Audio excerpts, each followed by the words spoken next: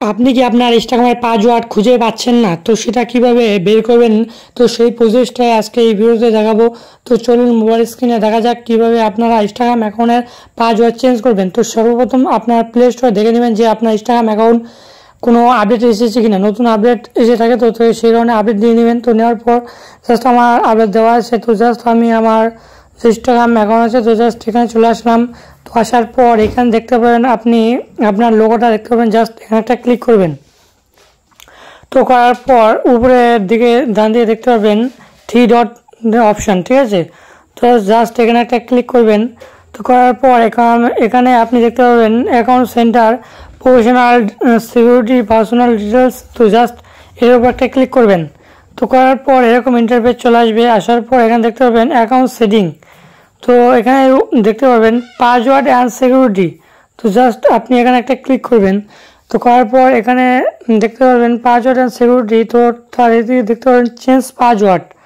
তো জাস্ট এখানে একটা ক্লিক করে দিতে হবে।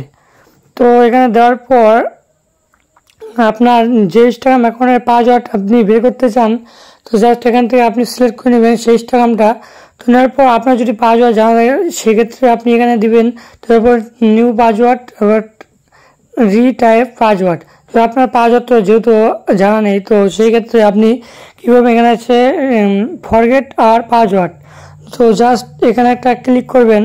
তো করার পর আপনার ইমেল আইডিতে একটা ওটিপি আসবে, ঠিক আছে। তো সেই ক্ষেত্রে সেই ইমেল আইডি ওটিপিটা আপনি এখানে ডেস্কটপ সাইটে গিয়ে সেখানে দিয়ে দিবেন।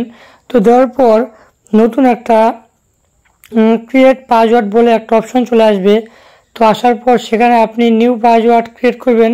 করার পর টাইপ পাসওয়ার্ড দিয়ে দিবেন। তো দেওয়ার পর আপনি চেক করে দেবেন, আপনার পাসওয়ার্ড কিন্তু অটোমেটিক চেঞ্জ হয়ে যাবে, ঠিক আছে।